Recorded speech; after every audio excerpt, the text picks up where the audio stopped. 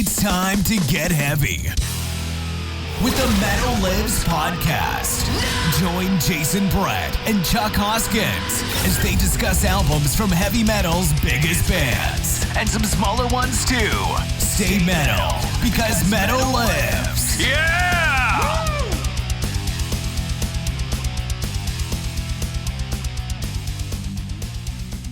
Ladies and gentlemen, welcome to Metal Lives, the podcast where we discuss and review classic metal albums from the world's biggest metal bands and some smaller ones too. I am joined with Chuck Hoskins, and I myself is Jason Brett. Chuck, Metal Lives, new podcast for us. We have got an Iced Earth podcast. Check that out if you want to, guys. How does it feel, Chuck, to be talking about new bands that is not our favourite band? You know, it feels really good because there's so many other bands that I love, and we kind of try to keep our podcast in stone to the Iced Earth world. And we've touched on other bands before, but it's nice to just delve deep into some of our favorites and learn some that aren't our favorites. That's what I'm looking most forward to, is opening my eyes to some new music. Yes, for those of you listening, we do have a Facebook group, which is facebook.com/Metal Lives Pod. You can join the group and discuss all things heavy metal, suggest bands that you would like to hear us talk about or hear us check out and discuss in future episodes. Yeah, basically the format's going to be, when it comes to like the big bands anyway, is that we're going to pick a band and we're going to slowly go through the discography and review album by album. If you know us from the other podcast, you know that's how we do things. Today's episode 1, is the beginning, what people would say the beginning of thrash metal with Metallica's Kill 'Em All. Ooh. Chuck, are you excited to talk about Kill 'Em All? Kill 'Em All is a very exciting album to talk about. I still remember as a young child the day my cousin introduced me to. He had cassettes of both Kill 'Em All and Ride the Lightning, and I was introduced to them both at the same time, and just wow. I can't wait to delve into this and hear our thoughts and discuss it. Yeah, it is really like what I consider to be like a tent pole when it comes to important metal records. It really does cement itself as pretty much starting a genre, which is what we know as thrash metal today, which obviously people should know if you know your history. I'm not a historian by any means, but you know, thrash metal was a byproduct of punk, where kind of, you know, with punk you couldn't, metal fans didn't like punk and punk fans didn't like metal, so thrash is kind of a combination of the two. And, we know that Metallica were inspired by bands like, Maiden, Motorhead, Anvil, Diamond Head's a big one. Diamond Head, Merciful Fate, bands like that. And they wanted to bring their own flavour in there and play fast and play aggressive. And it really changed the landscape for what became, an explosion in the 1980s for heavy metal, right? Sure. You could say with Metallica alongside, Iron Maiden and Metallica kind of just blew up. Heavy metal blew up because of those two bands, in my opinion, in the 1980s. With Motorhead to some extent as well. Yeah, different parts of the 80s had different parts of explosions. But the early 80s, they were right at the forefront of introducing a lot of people into metal, and are without a doubt the biggest metal band of all time. Oh, 100%. I know we're going to be talking about this album in the future, but if you jump forward to the Black Album, 1990, I don't think, I think it's a fact that no metal album has sold as much. The last time I heard it had sold about 16 million copies, but that's probably a lot more now. I heard a stat, and we'll get off the Black Album here in a second, where they said where they said like 2,000 people a month still buy it, and they're like, who are these people? Who's still buying this? But it sells still amazingly well. Yeah, so yeah, Metallica, biggest, the biggest band. There's arguments. I'm not. When we say they're the biggest band in the world, we're not saying like they're the best band in the world. We're just saying that when it comes to commercial popularity, they are huge. Maiden are up there as well, but I don't know. There's always that argument of who's bigger. Sure. But I think if you're going to look at like commercial and financial success, Metallica are at the top. I think it's undeniable at this point. Obviously, I'm not saying they're the best. I'm saying when it comes to commercial, critical, and financial success, they are at the North Pole with the flag. They're at the top. Metallica are very good at satisfying metal fans, and then also intriguing the casuals. Yeah. I think there's a lot of people that own Metallica albums that don't have Judas Priest, that don't have blah, blah, blah. I think they're very good at having people cross over. I totally agree, man. I totally agree. Now, Metallica brought out their first album called Kill 'Em All, as we're about to talk about today. Yes. That's a fun fact, though, because it wasn't going to be called Kill 'Em All, was it, Chuck, originally? No, was it not going to be called Metal Up Your Ass? It was, and it had a really cool cover art of a toilet with a guy's hand sticking out with a knife. That sounds like it hurt. Strategically, I think they made the right choice. In 1982, times were different. You didn't want to throw ass on your title as an unnamed, unheard of band. I don't blame them at all. I think they made the right choice. It's funny because I've got a bootleg of this record because I didn't realize it was a bootleg, and it is like the original cover art with the original title, and I kind of like it more because of it, to be honest with you.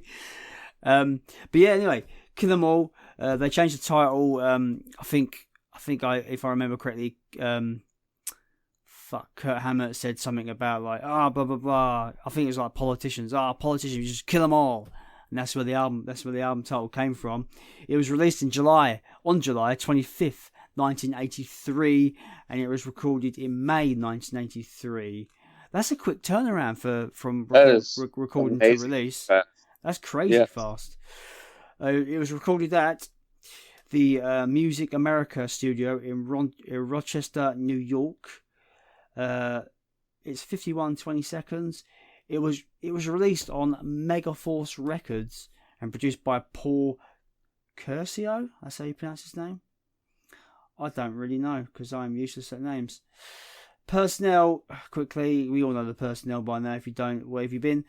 James Hetfield on vocals and rhythm guitar, Kurt Hammett on lead guitar, Cliff Burton on bass guitar, and Lars Ulrich on drums. Now, Chuck, talk about when you first discovered this album and what it means to you today. I mentioned before, I remember my cousin had both of the albums, and back then, and I know I'm a little bit older than you, so I'm going to show my age at this point, we had cassette players. You didn't even have dual cassette yet. So you had one boombox cassette player pushed up against another one, and you would try to be quiet for 50 minutes. And I remember, I forget which song it was, but there's one point of the dub that my cousin made me where you hear my mom come in and say, "Turn it down." So that was like on my cassette for like a year before I was able to go back and get it again. But it's just, I think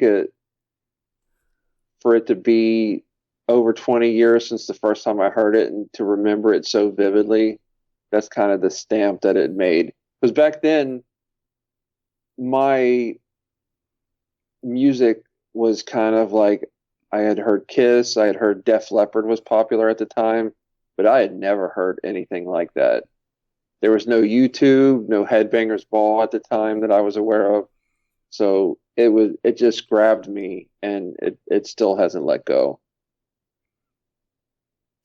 See, it's funny when you mention age and that. You are a bit older than me, and like it sounds like you kind of grew up in that kind of metal and rock environment. With me, I didn't get into like heavy music until I was like 13, 14, around 99, 2000 time.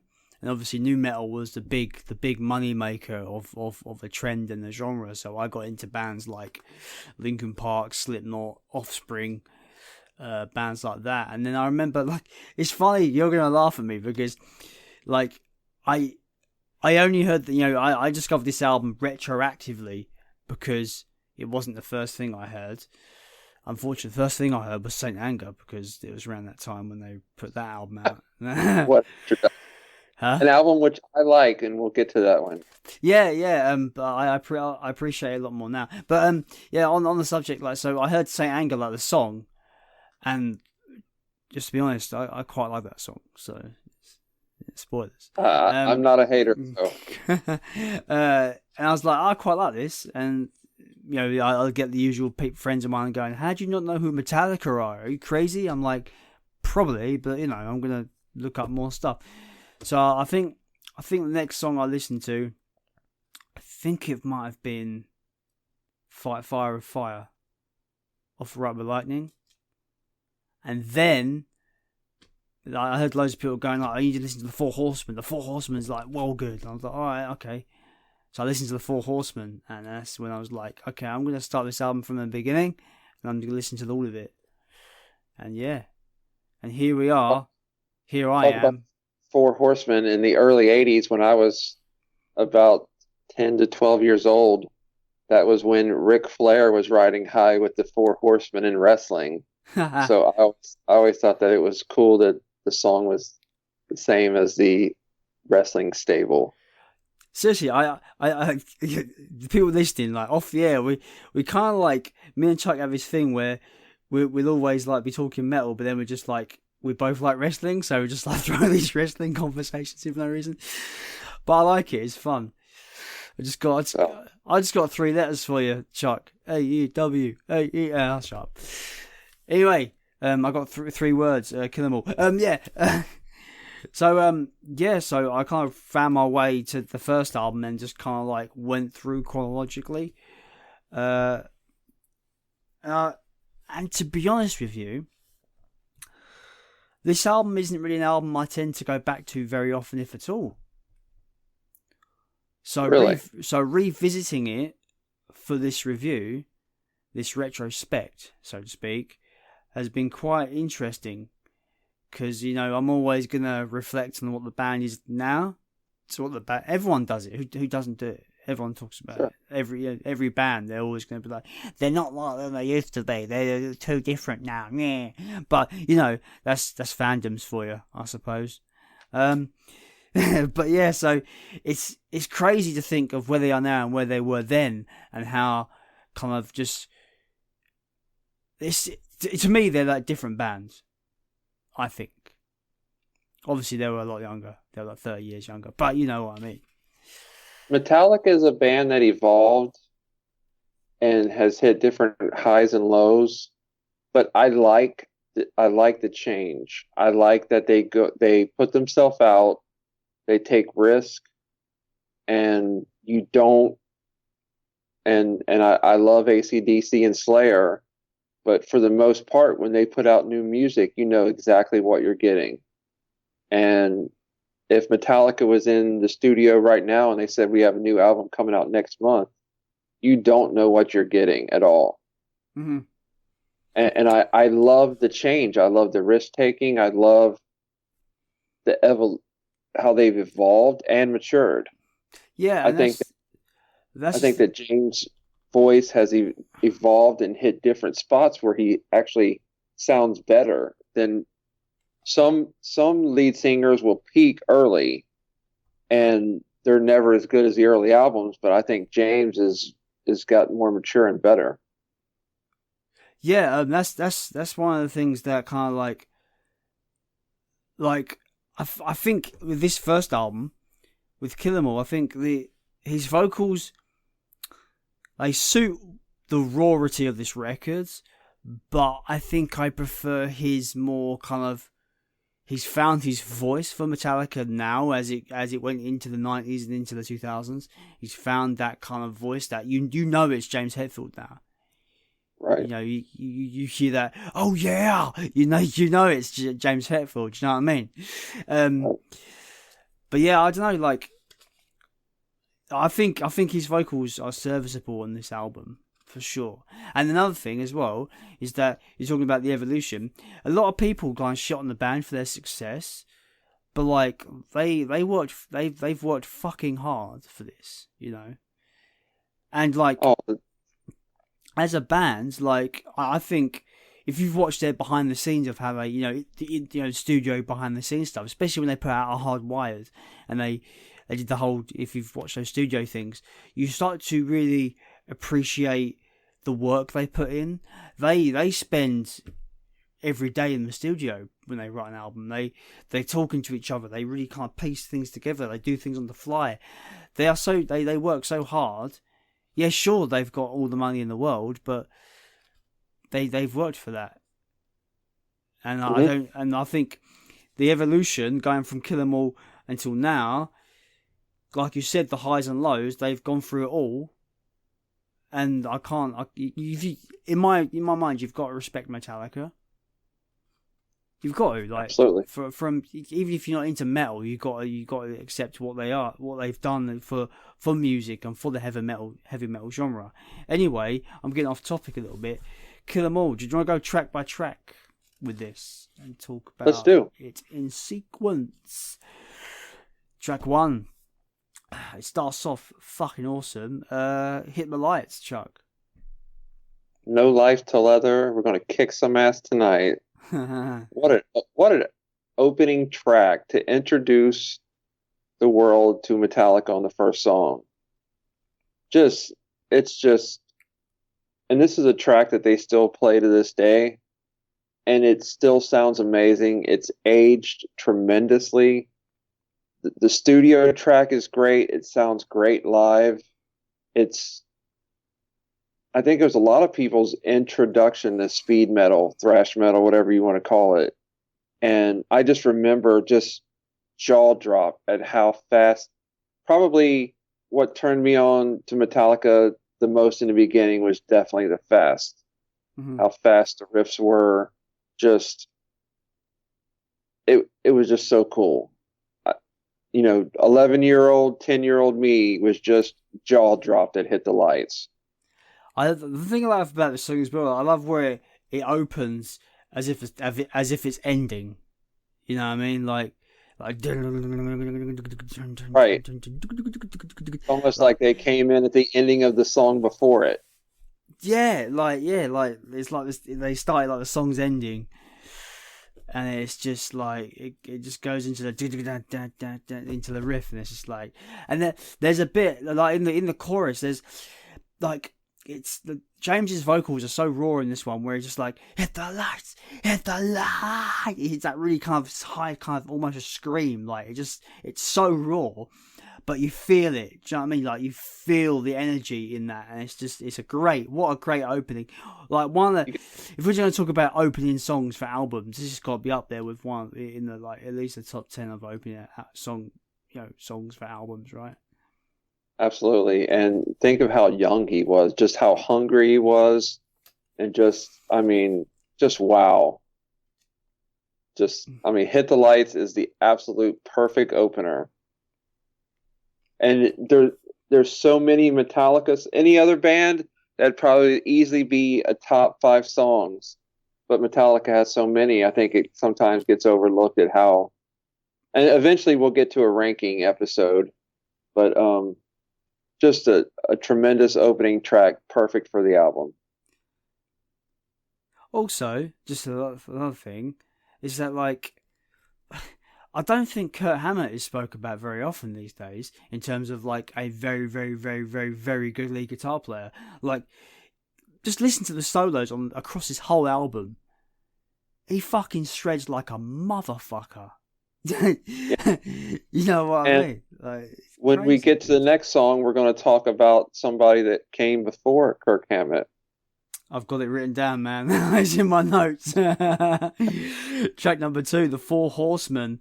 Yeah, I've just put down classic Mustaine riff because Dave Mustaine used to be in Metallica, and he kind of wrote that riff. If my history's correct. Four Horsemen is an awesome song.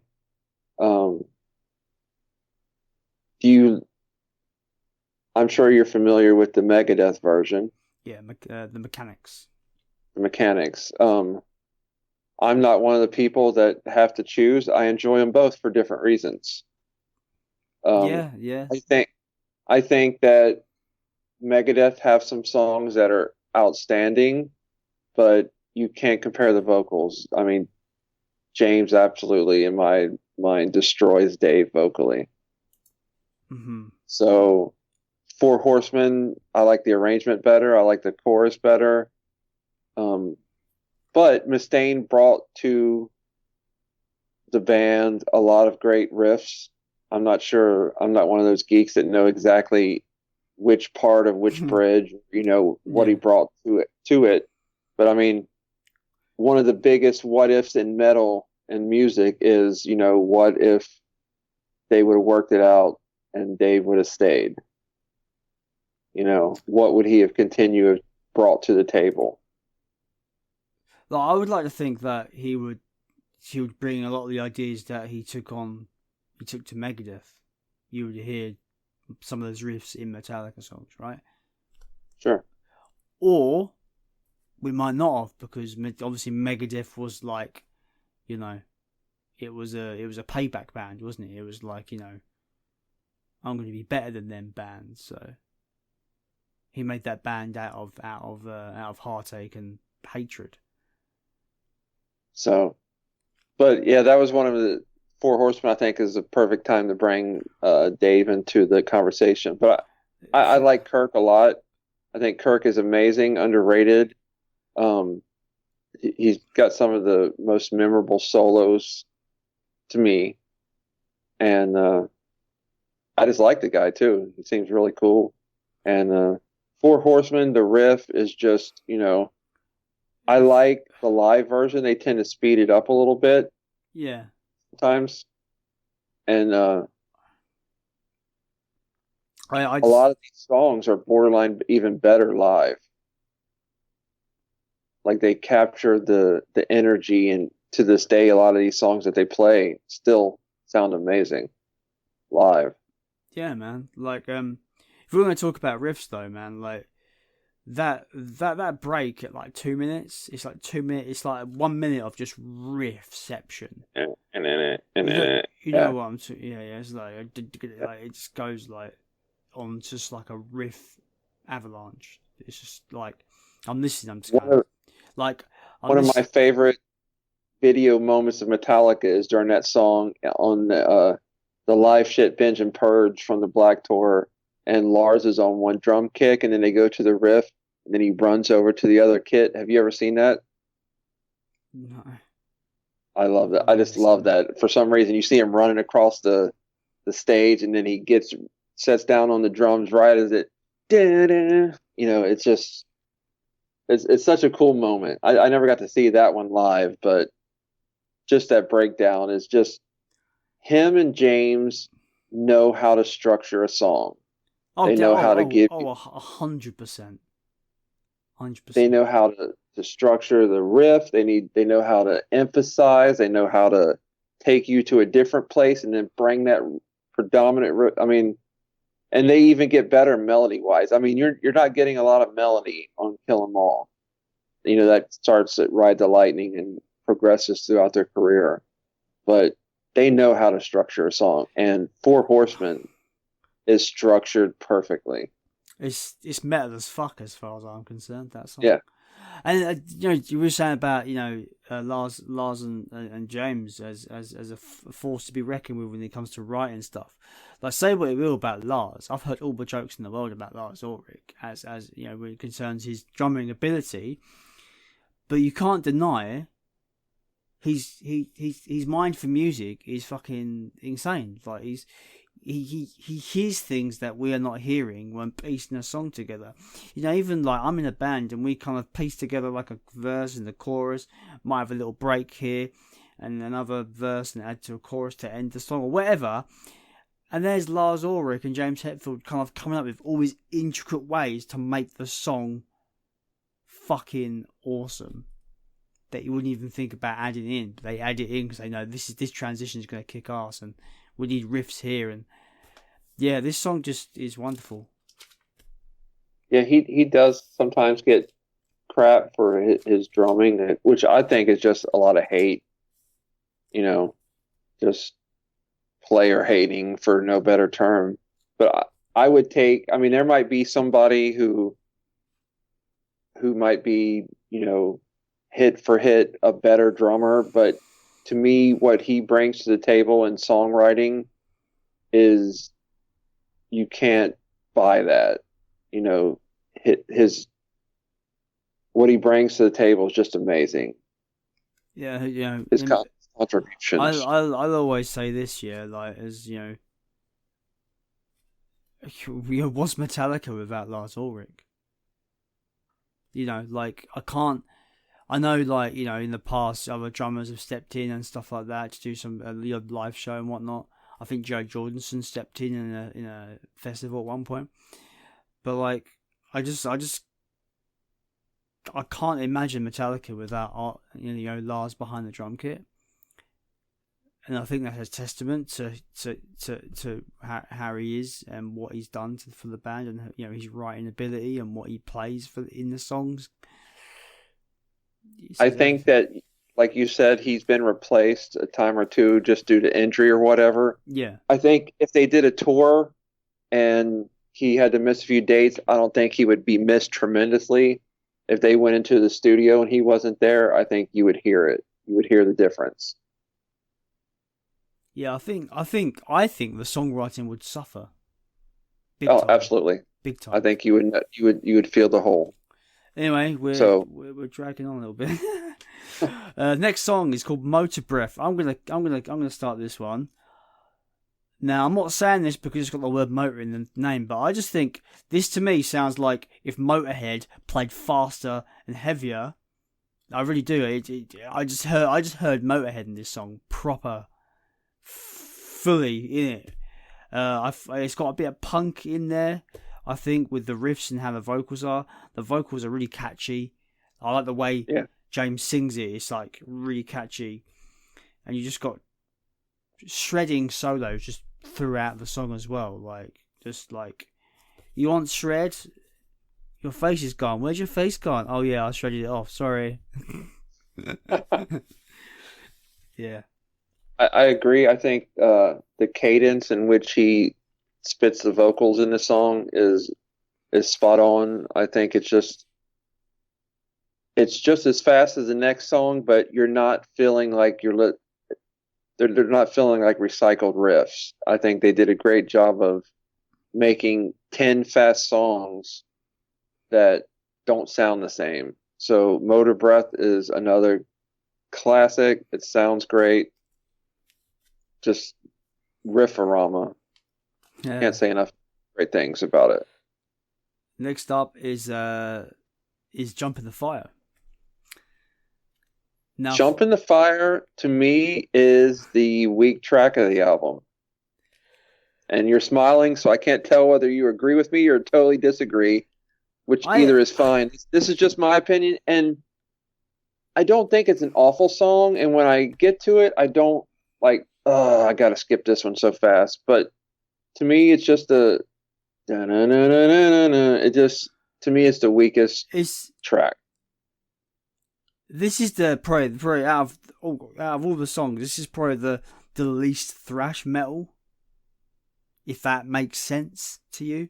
Like, it's more kind of, it feels to me more like, you know, a more of a classic kind of metal sound, you know, like Judas Priest maybe, or kind of it's more upbeat in the riffs.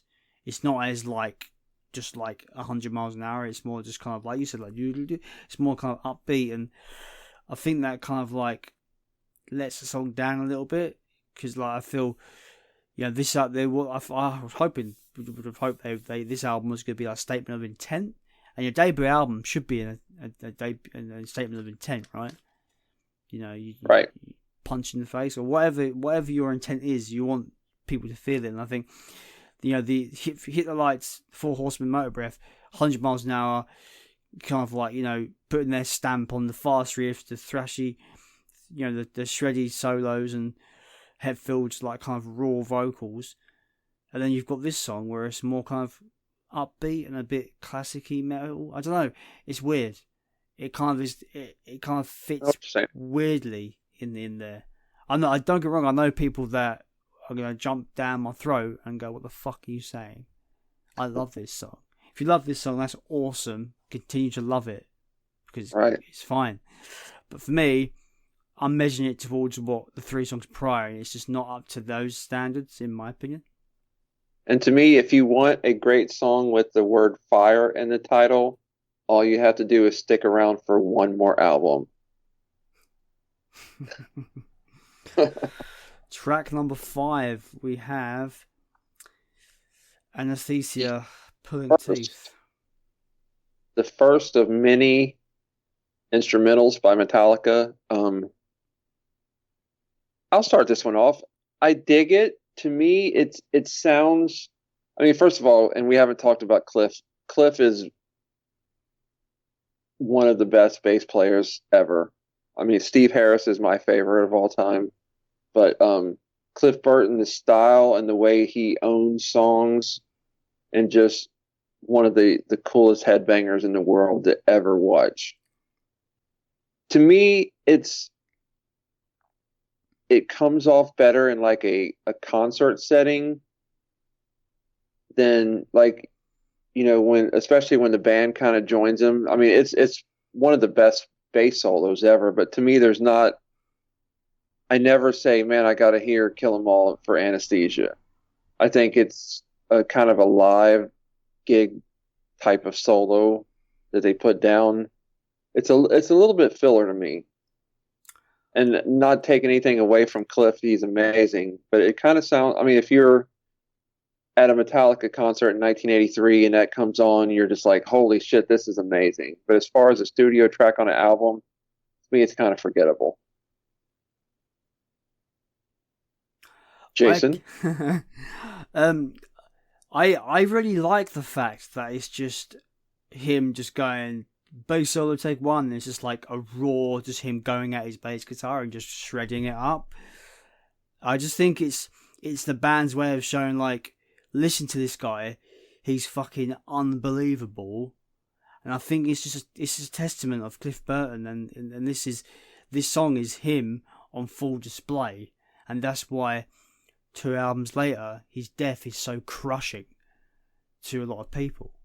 And I think this song is just like, it's just because I think like, you hear the band talk about when they met him and they realized he was the missing piece of the puzzle, and he kind of introduced the band into other ways of thinking and other genres of music and kind of incorporating different things.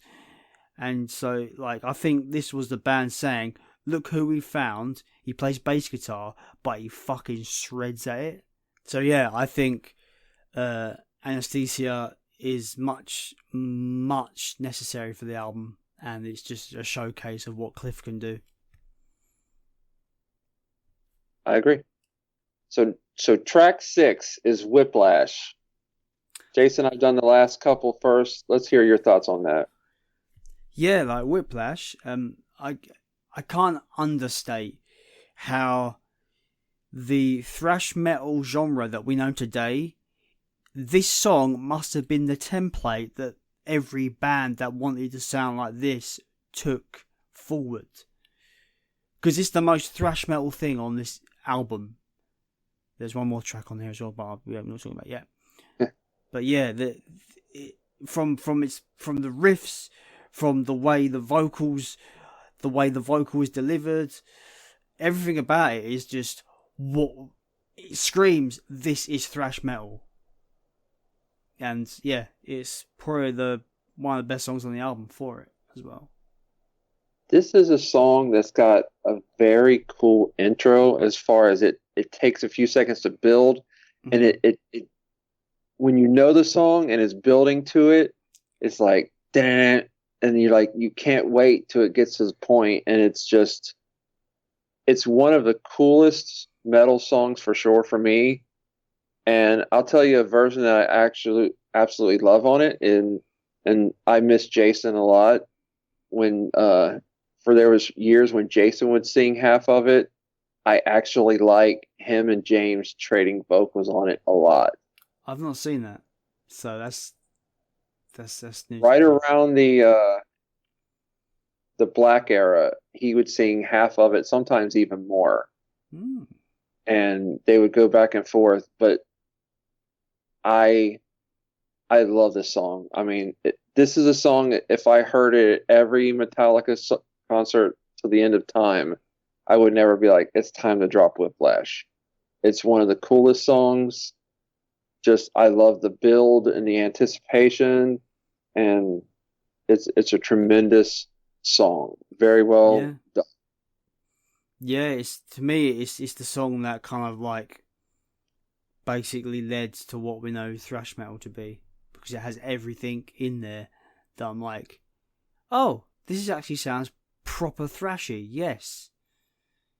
You know, obviously the songs before it, they all have some element of kind of speed metal, it's fast, but they didn't have that signature that we know thrash metal has, and Whiplash has it on this album, and it's what I'm over exaggerating what I'm saying, but you know what I mean. It started.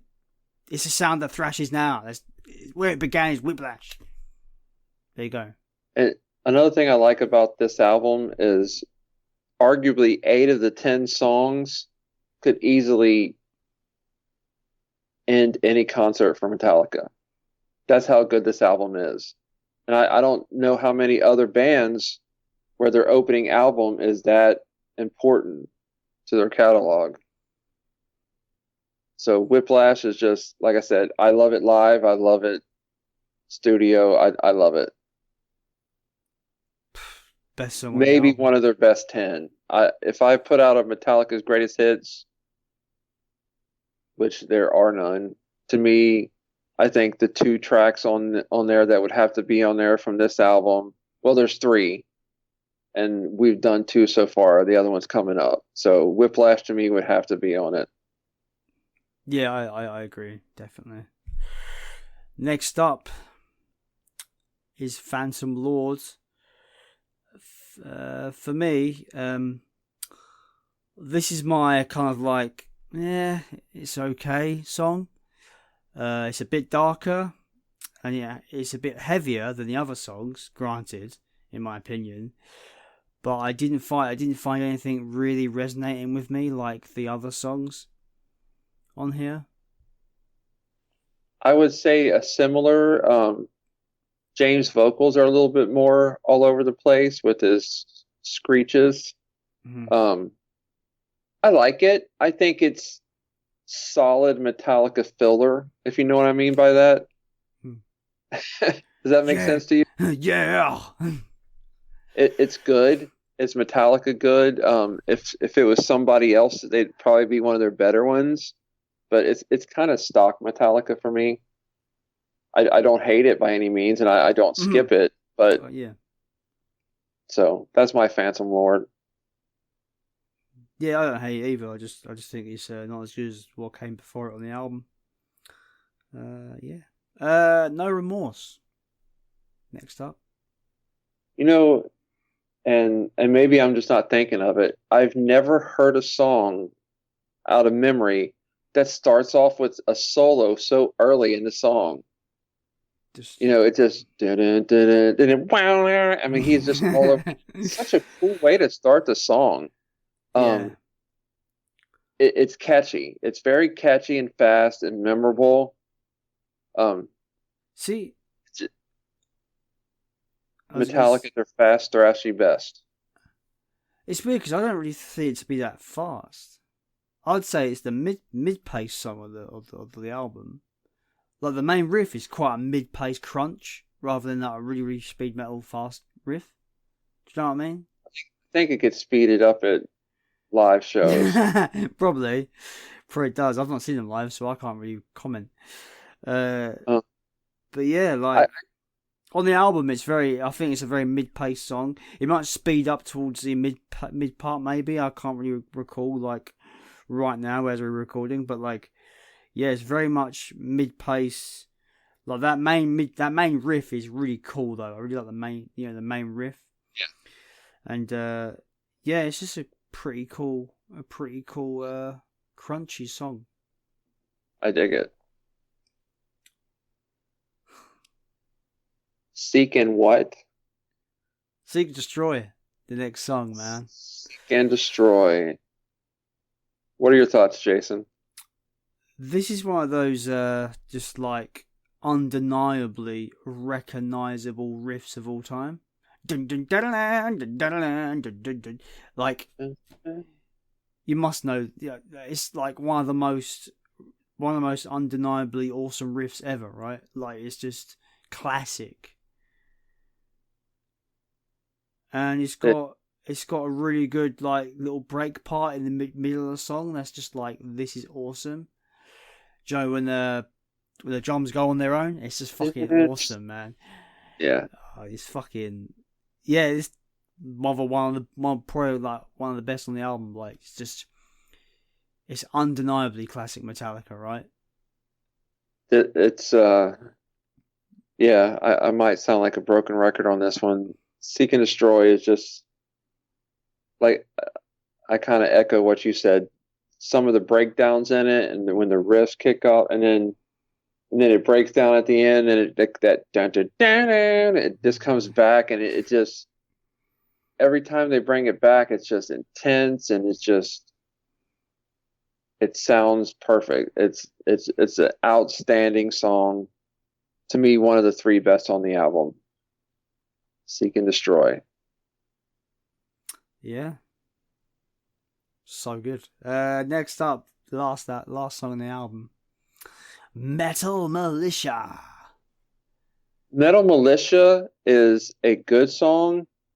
It's fast and furious. That's what I wrote in my notes. I wrote exactly that. I wrote Fast and Furious. It's good, but there's nothing like super catchy like some of the other songs.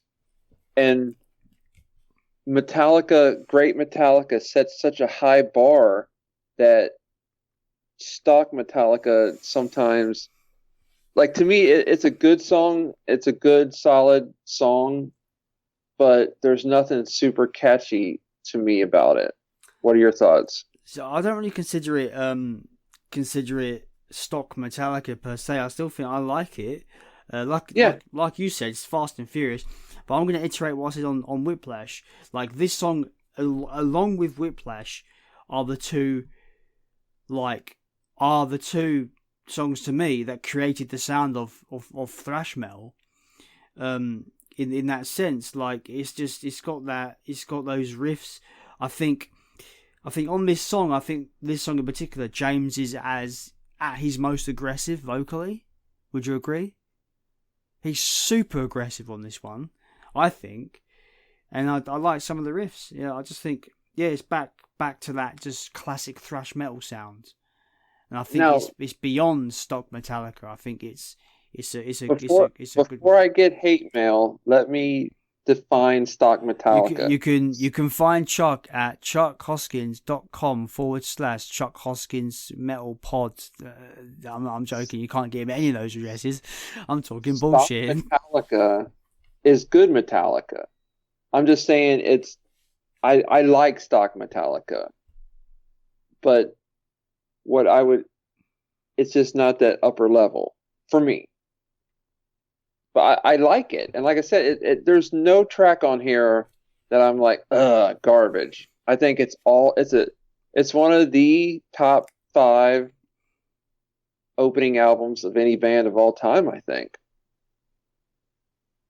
So, stock Metallica is not an insult or a dig at them.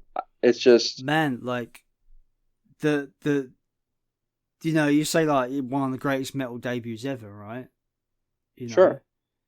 you know, is super important for to the genre. It clearly, as we're talking now, has stood the test of time. You know, listening to it today, like, it's still relevant in my ears. Do you know what I mean? And the beauty of this album is that it only gets better from here. I'm sorry. Not like the whole career, but do you know what I mean? Like, 80s Metallica just gets better and better, I think. Yeah. This is my, like, we're going to get on to Ride Lightning at some point during the year, I'm sure, with this podcast. But, you know, that leap from Killer, just to put a footnote on this episode as we begin to wrap this up, Chuck. But the leap between Kill 'Em All and Ride the Lightning is almost generational in terms of how good they are on that second album. Right. I'm just saying that now because, like, yeah, like, you know, if you think this is fucking good, man, like, Ride the Lightning, that just took it to another fucking level. And we're gonna be talking about that at some point. Like, we are gonna be going through every album of Metallica's catalog, so stay tuned to that. Subscribe to the channel. But yeah, well, before we close out, there's something I want to bring and discuss quickly. My first CD version that I had of this many decades ago had 2 additional tracks on there. right. It had Am I Evil and Blitzkrieg. Now, are we going to discuss those, or are we going to wait until we get to Garage Inc.? Well, I really haven't had time to revisit, Okay. if I'm honest. So that I'm just adding that, you know, to me growing up, that was part of this album. Like, you know, probably my first whatever listens, I didn't realize that those weren't even their songs. So it was kind of like it was part of the track sequence. It was part of my album. To me, Kill 'Em All had 12 songs. So we won't discuss those today. We'll discuss those when we get to the Garage Inc. But I just wanted to bring it up that some people might be saying, you know, where's the other 2 tracks? And it's funny, from a collecting stance, like, it was kind of the rare version and it was worth a lot more. But I think that since Metallica put out that Garage Inc., it's kind of killed which I'm not sure even CDs, I think, are on a downward spiral anyway. But anytime you put out a collection like that, it kind of kills the worth of those rare EPs or whatever, you know, where you can't get those songs anywhere else. Yeah. So, overall, outstanding album. I think probably 60 to 70%. I actually like the live versions better. And from being a Metallica fan, we are very lucky, unlike Iced Earth, where there is a shit ton of soundboard audio out there. You can get on YouTube all day and hear any year you want, have a great recording of the tour. That's one thing I love about being a Metallica fan. And there is a ton of content. And that's the great thing about those 30th anniversary box sets they're releasing. Yes. You get a bunch of stuff. You get the vinyl, like, you know, the remastered vinyl. You get a picture disc of some sort of a single, and you get a bunch of cool shit. Demos, and you get a live album or 2, and you get a live vinyl. You get at least 2 or 3 live CDs. And this isn't stuff that's been circulated all over the place. But they are live recordings from the time period, right? Absolutely, it's from that tour. Yeah. So for example, if I want to invest in those box sets, I'm going to hear live versions of these songs back when they were like proper, still just circulating the album kind of thing. That's correct. Cool. I have the Justice one, and you got a Justice vinyl from Seattle, and then you got like 3 or 4 different Justice tours on CD. See, like, when I say this, I don't mean that I don't think they're too expensive, but I just think that I would love to have all of them. Like, I would love to have those box sets, but obviously it's a case of things are expensive if you can't afford them. You know, if a CD's £10 and I don't have £10 or $10, should I say, If a CD is $10 and I don't have the $10, that CD is expensive. Do you understand what I mean? So Last time I checked, a lot of those recordings are on Spotify. But I'm just saying, I would like Yeah, I to, know. as a I know collector, what you're just saying. have those boxes. Me and you are both physical media people. Yeah. But if you want to test, Metallica is one of those few bands that own their catalog. They're that rich, Mm-hmm. and that's why they're able to. I think they got their own vinyl presser, actually, and that's why they're able to do a lot of that stuff.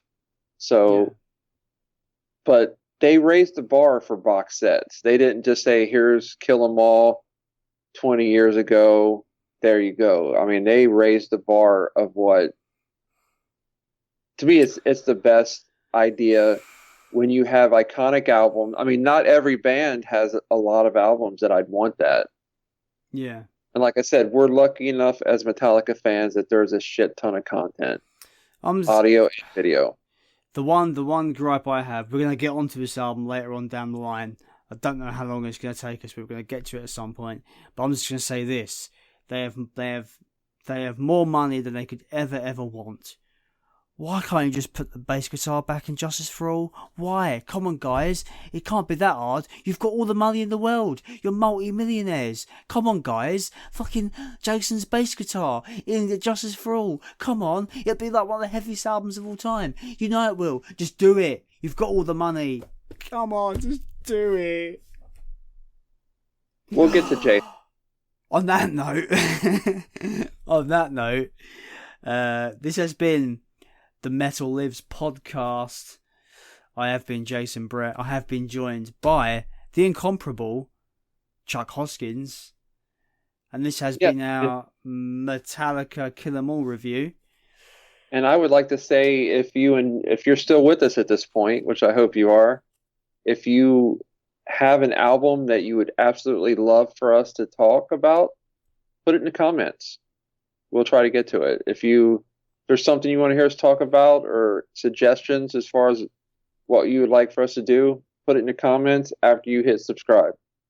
Do that first. Then leave a comment. And and do us a favor, drop us a like on this on this video. Drop us, punch that subscribe button on YouTube. Join us on Facebook at facebook.com/group/metallivespod. And I might just, let's just we're going to open a suggestion post where you can just throw us your suggestions on what you would like us to cover. Because there's surely bands and albums that we've not listened to before. And what I love about heavy metal is I love discovering new shit. So, yeah.